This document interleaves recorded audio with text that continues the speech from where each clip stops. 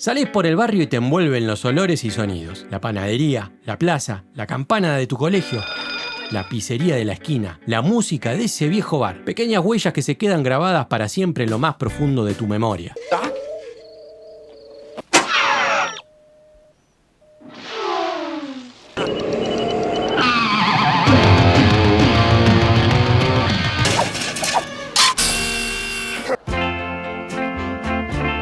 Hasta que de repente... ¡pum! Ratatouille. En fin, hay una película entre muchas que a mí se me quedó grabada para siempre, porque oír esos sonidos de nuevo no son cualquier cosa, son un viaje en el tiempo. Y sí, soy un boludo, pero un flor de boludo. ¿Qué digo flor? Un boludo orgulloso de serlo. Antes de comenzar con el resumen te voy a hablar de mi sensación y la historia dentro de la película que lo cambió todo. Era 1985 y la televisión estaba llena de programas semanales diseñados para entretener a la audiencia. El show de Bill Cosby, Blanco y Negro, Cheers, Webster, ¿Quién manda a quién? Muchos otros más y lazos familiares. En su gran parte estaban relacionadas con enredos familiares, problemas y risas. Y esto era lo que veíamos cada noche en la cena. Era prácticamente 1986. Todavía no sabíamos que le íbamos a agregar una segunda estrella a nuestra camiseta. Pero en la Argentina eran plenas vacaciones de verano. Mi familia y yo estábamos en Mar del Plata, una de las ciudades más lindas del mundo. Mi vieja decide llevarnos al cine a mi prima y a mí, justo cuando se estrenaba una película donde, ¡hey! Mirá, trabaja el pibe de esa serie. Ese, el que tiene una familia copada. Todos se cagan de risa y son buena gente. ¿Por qué no vamos a ver esa? Volver al futuro. ¿Cómo que volver al futuro? Parecía casi imposible descifrar lo que significaba esa frase. Cuestión que nos preparamos unos buenos manices con chocolate, esos, de los que ya no se consiguen, y se hizo la magia. Viajes en el tiempo. Había visto otras películas así, como La máquina del tiempo, no en su estreno, obviamente, un clásico, y otra que me había abierto la mente en el cine gracias a Terry Gilliam, Viajeros del tiempo. También estaba la de Clark Kent que se enamora de la piba del pasado, pero esta era muy diferente. Tenía algo que ninguna otra tenía, pero no sabía qué era. Era un aura especial. No podía dejar de ver la pantalla. Casi que no parpadeaba con tal de no perderme ni un solo fotograma. Salimos del cine y mi cabeza no entendía realmente qué había visto. Pero lo había visto. Es como la realización de algo que sabés que solo se da cada tanto. Como el Diego o Messi. Era algo único, que no sabía si se iba a repetir. Pero yo había tenido la oportunidad de presenciar su estreno en el cine. Sé que muchos de los que están viendo este resumen la habrán visto en distintos momentos de su vida. Pero quienes vivimos ese nacimiento lo recordamos como algo único. Fue como pasar de los fichines de 2D con un solo botón al Double Dragon. Perspectiva isométrica, 3 botones y la posibilidad de combinar golpes. Perdón si me voy por las ramas, pero necesito que quede claro el hito que representaba esto en el mundo del cine. Unos años después logré grabar la película en VHS cuando la emitían en Canal 13. Entonces decidí verla cada viernes durante un año hasta que sus sonidos, música y diálogos quedaran grabados en lo más profundo de mi memoria, como los tatuajes de Memento. Cuestión que, si alguien me preguntaba por la película, respondía con un diálogo de ella, como si fuera una especie de visa o pasaporte que acreditara mi devoción por la mejor película del mundo mundial. Sí, un boludo orgulloso, hasta la médula, de fanatizar esta película. Una película que estuvo al borde del abismo varias veces. Sus creadores, conocidos como los Bobs, Robert Zemeckis y Bob Gale, escribieron el guión a fines de los 70 y pasó mucho tiempo antes de que pudiese ver la luz. Así como el doc que se le ocurrió la idea del condensador de flujos. Bob Gale tuvo una epifanía para la historia cuando visitaba a sus padres. El pibe estaba mirando el álbum del colegio de su padre y ve que este era presidente de la clase.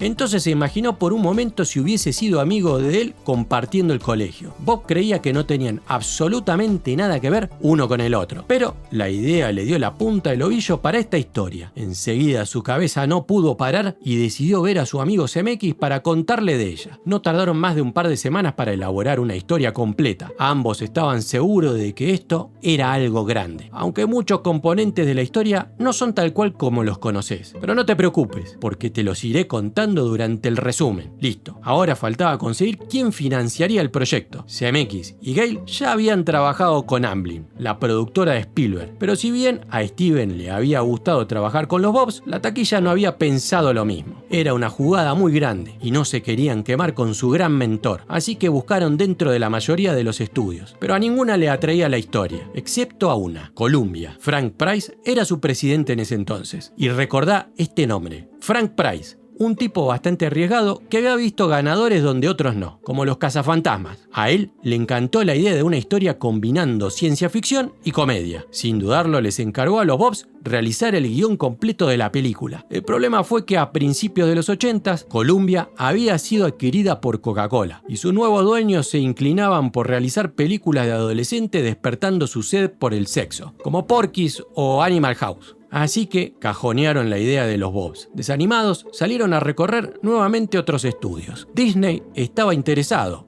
de no ser por esa fibra incestuosa que tenía la película, a menos que fueran manada de leones en la sabana. Parecía que Volver al Futuro jamás vería la luz, hasta que el joven Zemeckis dirigió una película producida por Michael Douglas. La crítica fue lapidaria con ella. La taquilla, por el contrario, fue unánime. Todo un éxito. Tomá tu esmeralda, Robert. Zemeckis, con el pecho bien inflado, ahora sentía la confianza suficiente como para que Volver al Futuro vuelva a respirar, pero esta vez apostando la carta con su mentor, a quien admiraba muchísimo. A Spielberg la idea lo fascinó. De inmediato, Amblin estaba de su lado y contactó al estudio con el que había realizado monumentos del cine como Duel y Tiburón. Y si tenía la palanca de Steven, para el estudio era suficiente. Pero había otro problema.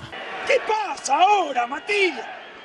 ¡Siempre pasa algo! Columbia, al haber pagado por el guión, era dueño de la historia. Pero no desesperar, porque si te parece casualidad que un coche a 88 millas por hora pase en el momento justo para que le pegue un rayo, en el preciso momento que cae, entonces no sabés nada del destino. El productor ejecutivo de Universal en ese momento era el mismísimo Frank Price. Sí, el mismo que había comprado la idea de los Bobs en Columbia. ¿Pero por qué? ¿Qué pasó? Para Frank esto era personal. Él había huido de Columbia debido a la incompatibilidad de ideas. Así que el diablo sabe más por viejo que por diablo. Frank sabía que Columbia quería realizar Big Trouble, una película con una historia similar a otra de Universal de varios años antes, Double Indemnity. Columbia tenía miedo de que Universal los demandara por plagio. Así que, oh casualidad, el viejo Frank recibe la llamada de su antiguo estudio para pedirle que le garanticen que no habrá demanda por esta película. Frank, sin mucho apuro, le dijo que lo pensaría. Al día siguiente, les hace la propuesta de consentir la realización, pero a cambio de 2 guiones que Columbia tenía. A Frank solo le interesaba Volver al Futuro, pero por si acaso pidió 2 para no despertar sospechas. Por fin, esto parecía que sería verdad. Solo faltaba conseguir los papeles estelares, principalmente el de Marty McFly. Los Bobs habían pensado solo en un actor capaz de representar a este personaje con el suficiente carisma y autodeterminación que demandaba el papel, Michael J. Fox. Sin embargo, Fox tenía un compromiso con la serie top en ese momento, Lazos Familiares. Los productores de la serie se opusieron rotundamente a que dejase el set, así que los Bobs realizaron una búsqueda desesperada con otros jóvenes talentos, tales como John Cusack, Charlie Sheen, Johnny Depp y hasta el propio Ben Stiller, pero ninguno tenía el aura de Fox. El tiempo apremiaba, y de no decidirse pronto, el estudio le daría baja al proyecto. Finalmente, la búsqueda se redujo a 2 actores, Christopher Thomas Howell, que había interpretado a Ponyboy en The Outsiders, y Eric Stoltz, que en ese entonces estaba filmando La Máscara. Y no es la de Jim Carrey, sino una muy recomendable de un pibe que tiene una deformación facial. El estudio inclinó la cancha por Stoltz.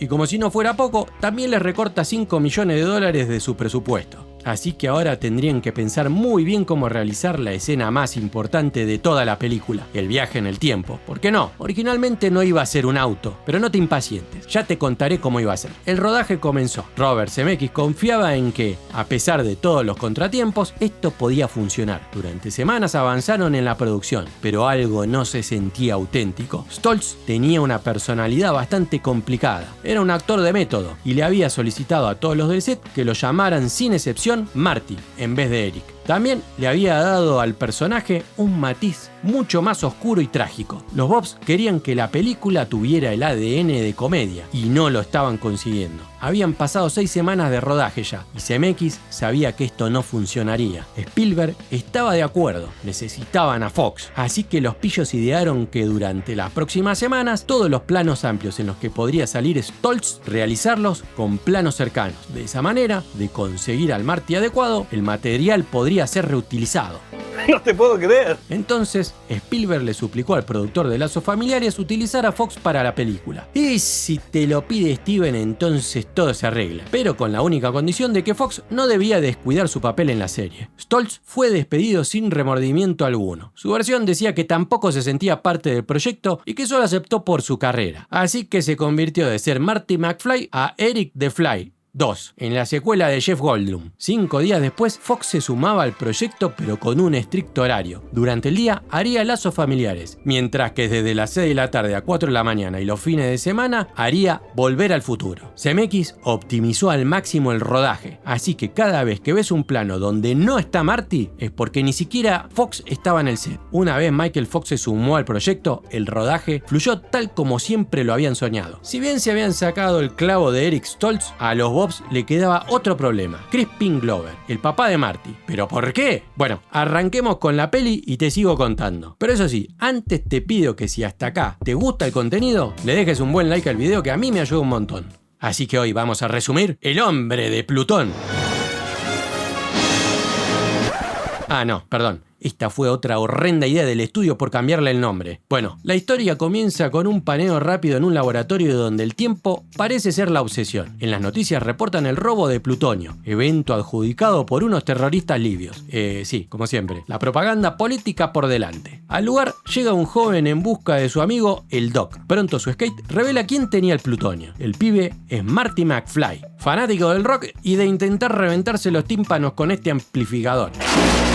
Está bien, nene, estamos en Yanquilandia. Se rompe, se tira y compramos otro. El teléfono suena. Era su amigo el Doc, que había desaparecido durante la última semana. Este le advierte que no use el amplificador, que estaba en modo ejecución sonora. ¿Qué? ¿Que no uses el qué? Bueno, deja. Venite esta noche al centro comercial a la 1:15 que te quiero mostrar algo. Los relojes suenan a las 8 en punto. El Doc les dice que su experimento ha funcionado y en realidad son las 8:25. Marty le corta porque dice que llega tarde al colegio. Y acá se abre la primera paradoja. ¿Cuál es el experimento que menciona el Doc? ¿Acaso envió su laboratorio 25 minutos en el futuro? ¿O durante la última semana logró ralentizar el tiempo en él? De cualquier manera, el experimento parece haber funcionado solo con todo lo que estuviese a 50 centímetros del suelo, porque este se mantuvo intacto. A ver, y me gustaría escuchar a los fans más fans qué dicen en los comentarios sobre esto. Bueno, ahí se va el Marty para el colegio con el boleto escolar Valterra. Para ser precisos, Madrid-Valterra. Fox tuvo que aprender a patinar durante semanas para la película. Lo bueno es que en este pequeño viaje nos ayuda a conocer en una sola pasada el centro de Hill Valley. Por fin llega al colegio. Su novia Jennifer le advierte que Strickland, el rector del colegio, lo busca para sancionarlo por llegar tarde. Y pará, porque muchos saben que hubo 2 Jennifers, la de la 1 y Elizabeth Shue a partir de la segunda. Pero ¿qué tal si te digo que hubo una tercera? O mejor dicho, que la tercera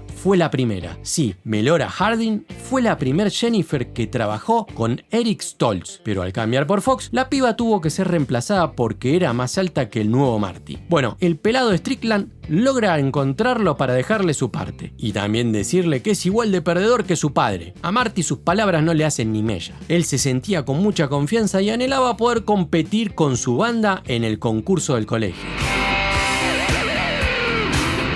Sin embargo, para los miembros del consejo, esta música era demasiado estridente y molesta, y es rechazado por el propio autor de la canción, Hugh Lewis. Jennifer no quiere que se desanime y lo alienta a no tirar la toalla. Marty sueña con ser exitoso y comprarse una chata Flama bien 4x4 como la que promociona, y así poder llevar a su chica a ver las estrellas. Justo cuando le iba a calzar tremenda chocada de morro, viene esta vieja a pedirle una colaboración para reparar el viejo reloj del ayuntamiento que había sido dañado por un rayo hace 30 años atrás. Por la moneda, la mina le deja un panfleto con el detalle del evento. Ahora sí, le va a comer la boca.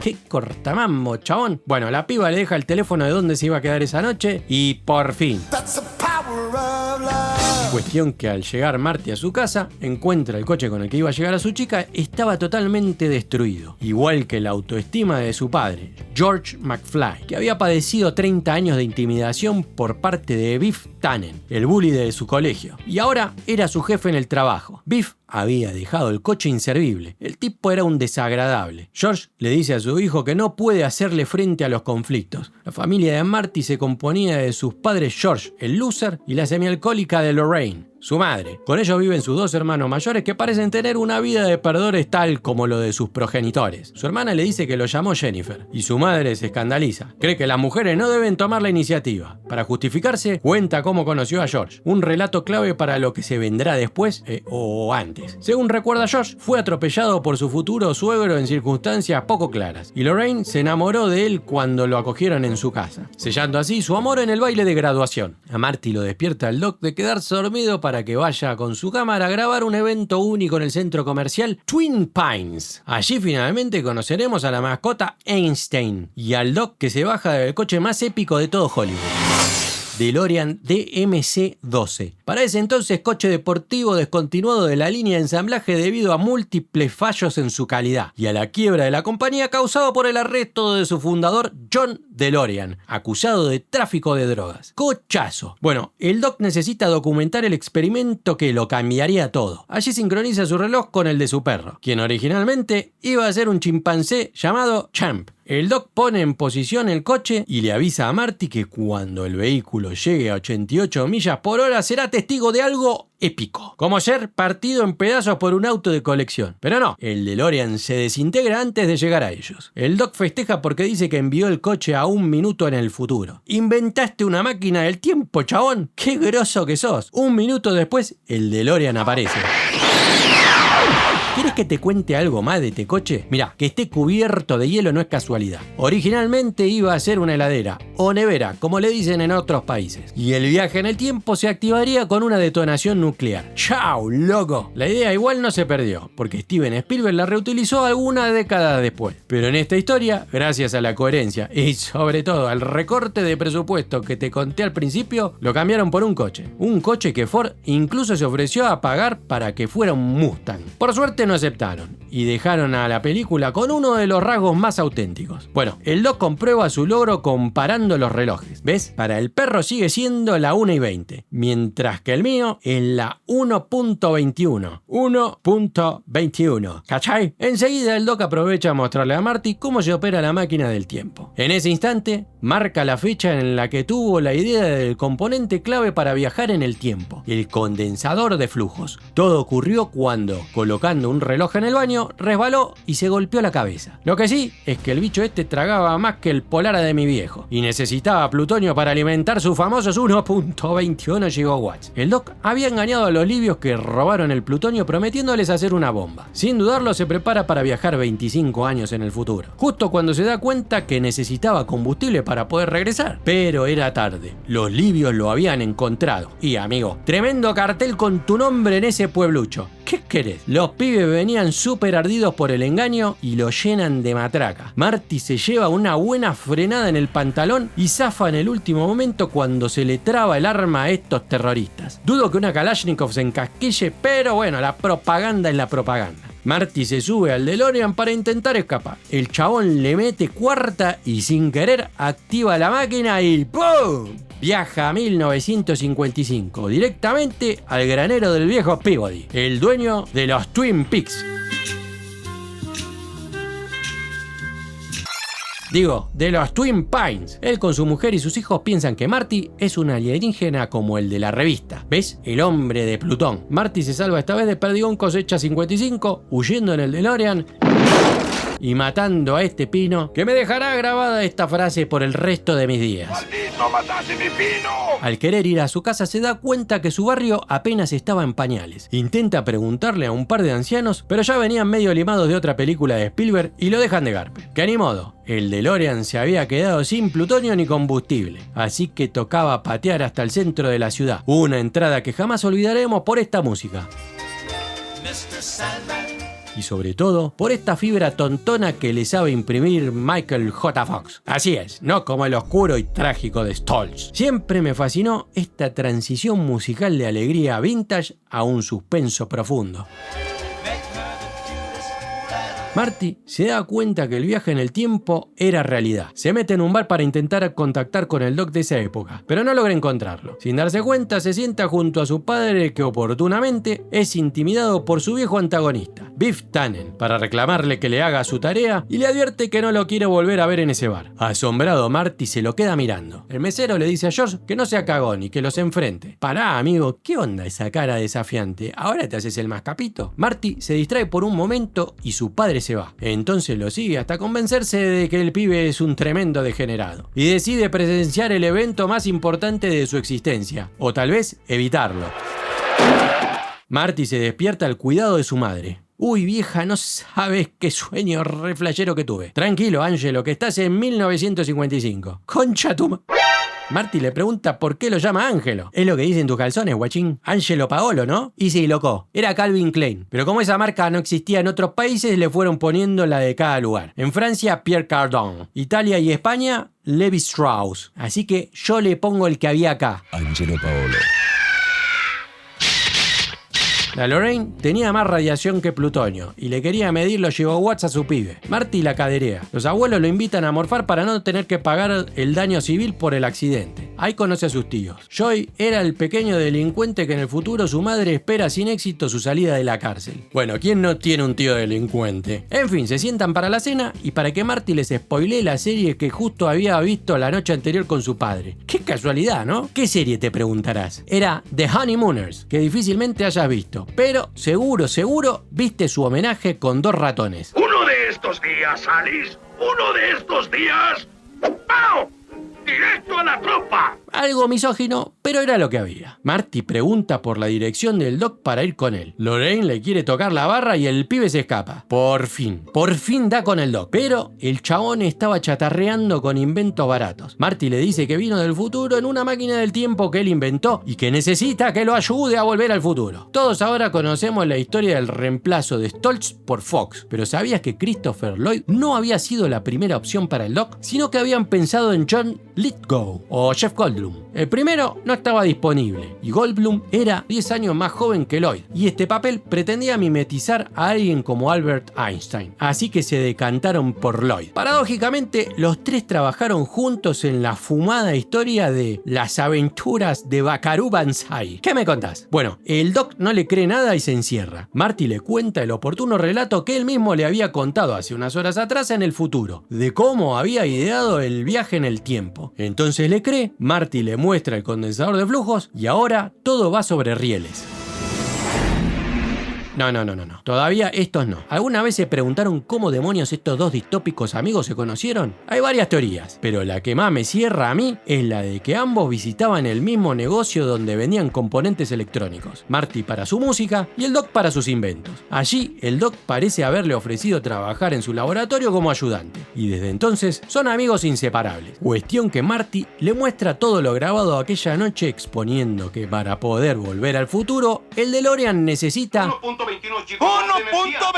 gigawatts. Para el Doc era imposible conseguir esa potencia y le dice que se acostumbre a la década porque lo único que puede generar 1.21 gigawatts en esa época es un rayo, que desafortunadamente nadie sabe dónde ni cuándo va a caer. Pero Marty sí sabía, la torre del reloj. Claro, viajar en el tiempo, rayo, reloj, recorte de presupuesto. Qué mejor idea para una película.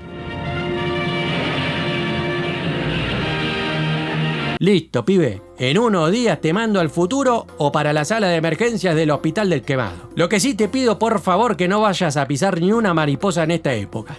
No, tranca, solo empujé a mi viejo cuando lo iban a atropellar, conocería a mi madre y se enamorarían. No, pibe, a ver, dame la foto de tus hermanos. Por eso están desapareciendo, porque están dejando de existir y pronto vos también. Bueno, vamos a arreglar este quilombo. Seguro que tu viejo es un facha bárbaro en el colegio y no vamos a tener ningún problema. No, es un pan triste que lo recontraverduguean todo el tiempo. Ahí nomás aparece el viejo y el pelado Strickland. Sí, loco, este chabón nunca tuvo pelo. Mirá, 10 años atrás con Sérpico ya era pura rodilla. No te puedo creer. Marty intenta remediar el problema presentándole George a Lorraine, pero la piba estaba flechada por el incesto. ¿Y ahora cómo hacemos para que H2O y Aceitina se junten? Cierto, el baile de graduación. Marty tiene el tiempo contado, así que no pierde ni un minuto. Su objetivo, convencer a George de invitar a Lorraine al baile. Tarea difícil con alguien con tan poca confianza. Aparte, el pibe le dice que Lorraine ya tiene pretendiente. El apestoso de Biff la acosaba. Marty le quiere poner los puntos y se están por meter puño cuando aparece el pelado. Biff se salva de que le rompan los nudillos con la cara de Marty. Esta escena en particular tiene historia, porque mientras fue rodada con Eric Stoltz, Tom Wilson, quien hace de Biff, le pidió varias veces a Eric que no lo golpeara cuando lo tomaba de la camisa. Eric, como actor de método, insistió con darle la violencia real a la escena, cuestión que Wilson le juró vendetta que más adelante te diré cómo concluyó. Marty insiste para que George invite a Lorraine, pero el pibe estaba negado y tenía menos apil que un pepino de mar. En el colegio, George muestra su pasión literaria por la novela de ciencia ficción. Esto le da pie a Marty para que un vulcano llamado Darth Vader amenace a George de invitar a Lorraine. De lo contrario, le desintegraría el cerebro con Van Halen. Ahora el chabón le suplica a Marty que lo ayude a conquistarla. Sí, Jorgito, vas a tener más levante que Lito Min. A vos te quiero comer, mamita. ¡Ay, qué pícaro! Siempre tan pícaro. El pibe entra dispuesto a tirarle todos los galgos juntos y cuando finalmente está cruzando mirada con Lorraine, llega el grano en el culo de Biff para cortarle el avance. Marty le clava la guampa y el pibe se va de trompa al suelo. Biff se lo estaba por desayunar, pero Marty lo engaña. Stoltz le pega una piña a Biff. Sí, el plano fue reciclado de Eric. Si no, con la altura de Fox, tendría que haber sido un shoryuken. Bueno, Marty empuja a los secuaces para escapar. Le chorea un monopatín a un pibito para convertirlo en el vehículo preferido de este personaje. Biff y su banda lo persiguen en el coche. Durante la persecución, Marty cae y ahora está a punto de convertirse en polilla de radiador. Pero sus habilidades lo salvan y entierran a Biff bajo toneladas de... Este evento deja a Lorraine todavía más flechada por su hijo. Al llegar a la casa, Marty descubre que el Doc estaba viendo los momentos previos a su propia muerte. Marty intenta advertirle, pero el Doc se niega a saberlo. En cambio, se centra en su plan, aprovechar un rayo desde la torre para enviarlo de vuelta al futuro. Total, ¿qué puede mal ir sal? Bueno, Marty, al menos pudiste restablecer la relación de tu padre, ¿no? Digamos que el rayo tiene más posibilidades. Cosa que se termina de confirmar cuando Lorraine llama a la puerta e interrumpe para que Marty le pida de ir al baile de graduación juntos. Un momento después el pibe estaba con George contándole del plan maestro para que pueda conquistar a Lorraine, que consistía básicamente en que Marty se propasara con su madre para que su padre la salve golpeando a su hijo. Pero qué tierna escena, sin duda, cine para la familia. Marty insta a George a tener más confianza en sí mismo. Otra cosa que siempre me tuvo completamente enganchado de esta película son sus transiciones. Logran que 2 horas pasen sin que en ningún momento se sientan pesadas. Esto se debe en gran parte al uso constante de un recurso de causa y efecto inmediato. No hay explicaciones ni planes intermedios. La película deja esos espacios abiertos para que la audiencia los complete por cuenta propia, haciéndola mucho más dinámica e inmersiva. Esa misma noche, Marty debía volver al futuro. Sin mucho más tiempo decide dejarle una carta al Doc para advertirle sobre su muerte. Durante las últimas horas debía conseguir que sus padres se enamoren. Marty lleva a Lorraine al baile para descubrir que la vieja tenía todos los vicios juntos. George se prepara para salvar a su chica. A Marty, su vieja, la ninfómana, lo avanza y se da cuenta al besarlo que es como si hubiese besado a su propio hermano. O sea, ¿sabe lo que es besar a su hermano? Con razón Disney no aceptó esta película.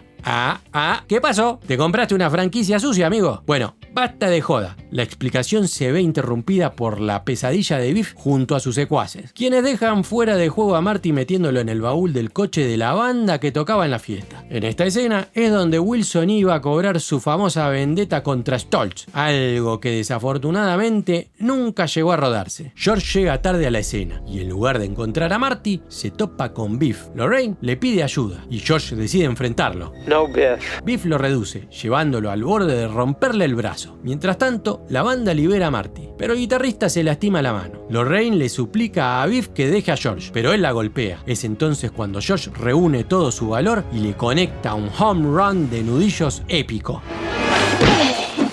Marty llega justo a tiempo para presenciar el momento. Sin embargo, la foto todavía no reflejaba a su futuro restaurado. Claro, Josh aún necesitaba sellar ese amor. Marty entonces toma el lugar del guitarrista. El colorado Basofia está a punto de acabar con el linaje McFly, pero en el último instante, George marca la cancha, cierra el partido y la foto finalmente evidencia los cambios en el futuro. Menos mal, porque el otro final era un poco más picante. Bueno, si voy a desintegrarme, será mejor que me acueste con mi mamá. Oye, Lorraine, espera. Hola, mi nombre es Marty. Marty debía irse, pero la banda le pide que por favor toque algo de donde él viene. El pibe la descose con el más que conocido tema de Johnny Good, de Chuck Berry, que casualmente su primo, Marvin Berry, era el líder de esta banda. Sin dudarlo llama a su primo para mostrar ese sonido que estaba buscando. Ah, pillo, se la robaste a Marty. Mirá si salen los títulos. Marty se descontrola con su ADN ochentero y la gente se queda absorta. Bueno, no importa, porque había conseguido su objetivo. Sus padres les agradecen por haberlos unido. Marty lo único que les pide es que si alguna vez su hijo quema una alfombra, que no lo maten a cinturonazos. No, tranquilo. Papás, accidentalmente le prendí fuego a la alfombra de la sala. No le irá nada bien. Marty se va con el Doc. Al llegar, eufórico le dice que su padre se enfrentó con Biff y que fue todo un éxito. El Doc se queda en silencio por un instante, como si el tiempo mismo le susurrara advertencias que decide ignorar. Sacude su cabeza y vuelve al presente. Hay demasiado en juego. Entonces se apresura a ultimar detalles para enviar a Marty de regreso exactamente al momento del que vino. La tormenta ruge cada vez más cerca. El aire se carga de electricidad y de emoción. Marty lo mira con una mezcla de miedo y confianza y lo abraza como si fuera la última vez. Solo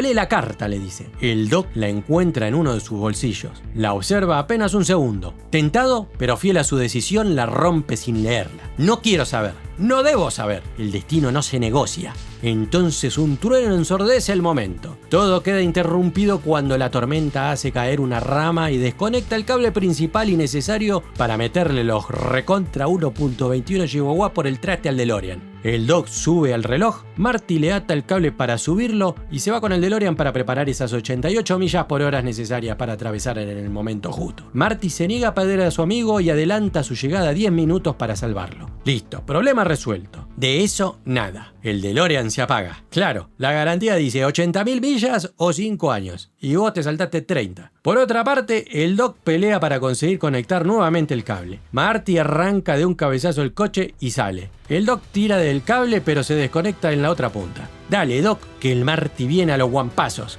Entonces conecta el cable, enrolla un extremo al reloj y se tira rappel para conectar justo a tiempo la otra punta un instante antes de que Marty pase y regrese al futuro, dejándonos uno de los festejos más épicos y solitarios del cine. En el futuro, nadie lo espera, excepto este borracho de los futuros más distópicos del cine como esta historia y el de Escape de Nueva York. Mr. President. I'm the president. Por suerte a Marty no le pasa nada, pero ahora debe salvar a su amigo. Para ello cuenta con el tiempo suficiente, ¿o no? Maldito DeLorean. Los libios le pasan por al lado evidenciando que jamás podría llegar a tiempo. Así que corre hasta el centro comercial, pero es inútil. El Pino no había sobrevivido y ahora el centro comercial es el Pino solitario. Es entonces que llega para presenciar la escena que ya había vivido. El Doc siendo asesinado y su yo del pasado escapando en el DeLorean hacia 1955. Todo está ocurriendo exactamente igual. Sin poder hacer nada, Marty se acerca al cuerpo del Doc devastado, lamentando no haber llegado a tiempo para salvarlo. ¡Hey, Marty! Pero no pasa nada. Mirá, al final leí la carta y supuse que me iban a disparar solo en el pecho y no en la cara. Creemos que también tiene los huesos forrados de adamantium, porque ni uno solo está roto. Bueno, esto nos confirma que el Marty que vimos nosotros es el primer Marty y no uno embuclado en este quilombo multitemporal. O en realidad no, porque nadie vio qué le pasó al Doc de esa línea del tiempo, que en realidad es esta. Bueno, da igual. El Doc estaba vivo. Deja a Marty en su casa y le dice que va a viajar 30 años en el futuro. El pibe echa el lomo en la catrera y despierta al día siguiente como si lo hubiesen visitado 20 condenados a perpetua. ¡Uy, loco, qué flash! Lo que soñé. Asombrosamente, todo había cambiado. Sus hermanos ahora no eran perdedores, sino que tenían una carrera prominente pero sin ganar lo suficiente como para dejar el nido. George y Lorraine entran totalmente radiantes. La madre le pregunta por su cita de esa noche con esa genial novia que tiene. Marty cree que el coche seguía arruinado, pero nada de eso, porque en este presente Biff era el perdedor que le lustraba el coche a George. A ver, yo te banco que se quedó con la mina, pero de ahí a que Biff se convirtiera en este paparulo es como muy fumado, ¿no? Josh recibe la primera edición de su libro, aquel que cuenta una historia de un vulcano que ayuda a unos chicos a quedar enamorados. Este es el motivo por el cual Crispin Glover estuvo a punto de que le den un shot en el ojete. La llave no, sino que Glover pretendía que el futuro de George sea algo menos materialista y que en vez sea un hippie despreocupado. Ah, las llaves. Marty tiene esa camioneta con la que había soñado siempre, porque su familia es exitosa, pero no lo suficiente como para no haber vivido nunca en esa casa de barrio Berreta. Jennifer 2 llega, todo es paz y amor, pero no hay tiempo, sobre todo para la paz. Porque el Doc acaba de regresar del futuro para contarles que sus hijos están en problemas. Así que la historia nos deja este pedazo de final, hambrientos por saber de qué se trata el futuro. Un futuro donde conoceremos a George McBotox, Jennifer 3, Marty McTrans, a uno de los Red Hot Chili Future y muchos personajes más. ¡Qué buena película, amigos! Para mí, representó un antes y después del cine. Sus personajes son emblemas que jamás olvidaremos. Un verdadero acierto cambiar a Stoltz por Fox, un actor que lamento mucho que haya tenido que dejar su carrera tan pronto, pero que junto a la química que construyeron con Christopher Lloyd, nos dejaron un legado con aventuras, comedia y energía de más de 1.21 gigawatts que suplico que jamás tenga un reboot. Por favor, déjame en los comentarios qué es para vos esta película. ¿Es una más entre tantas o es algo especial como ninguna otra supo generar? Bueno, ahora sí, si llego a los 10.000 likes, hago una segunda parte que tiene tanto para contar. Sí, loco, 10k. A vos te sale un clic nada más y yo me la paso horas laburando. Eso sí, no te olvides de suscribirte para ver cada vez que saco un video. Y compartila. ¡Hasta la próxima!